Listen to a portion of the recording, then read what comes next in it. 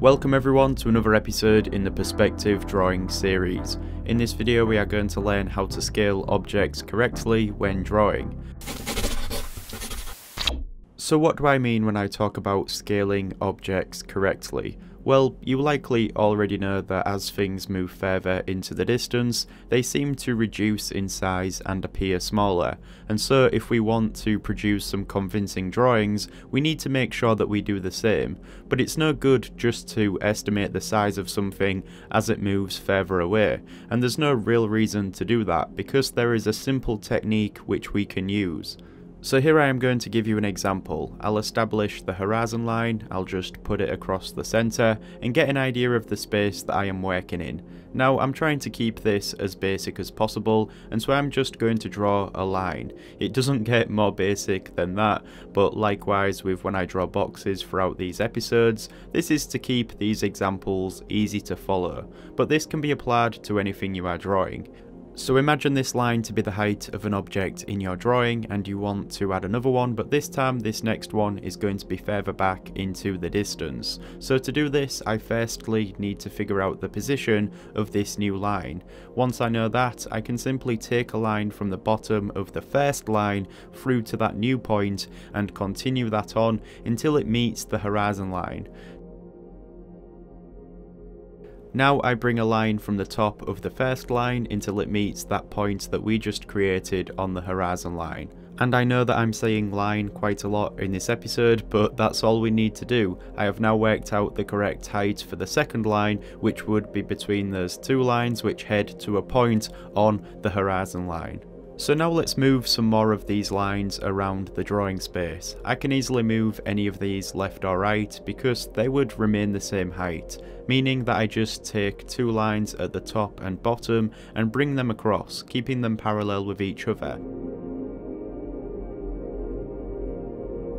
So let's mark another position around here for another line, and this time we can use that second one to scale it. Again, I just take a line from the line that I'm using to scale this through that point and extend this until it meets the horizon line.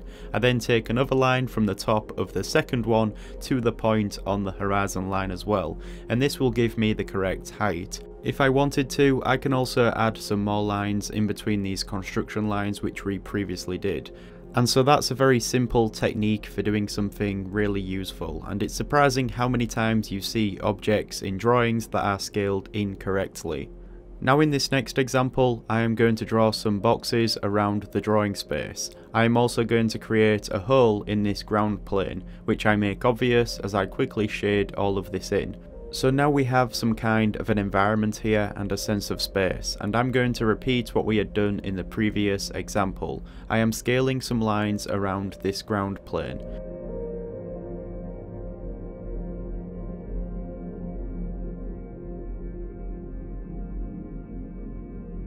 Now let's say that I want to place a line on top of one of these boxes. Well, that's pretty straightforward as well. All I have to do is find the point on top of the box, which is easy to do because I have drawn through these boxes so I can see all of the planes. But once I have that point, I bring a line down to the ground plane. I use the side of the box to help me do this, and once I have that point, I repeat the same scaling techniques with one of the other existing lines to find the height.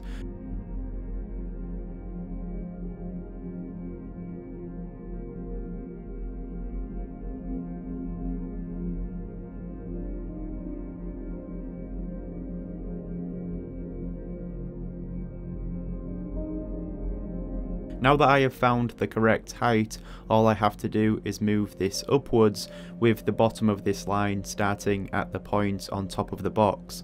Now I have correctly scaled a line above the ground plane. Here we don't need to worry too much about vertical shortening since these vertical lines are parallel. And again, I will repeat the same process and scale a line on top of the other box.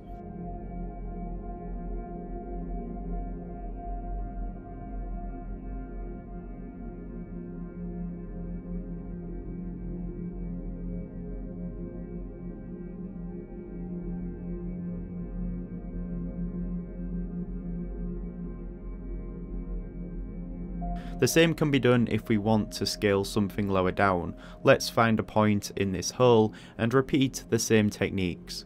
So because we are scaling this line with the lines that are on the ground plane, we also need to scale this line on the ground plane, so then we can get the correct height before lowering or raising it higher.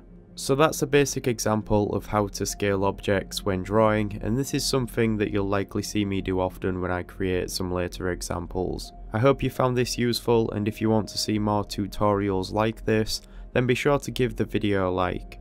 That's everything for this one, thanks for watching.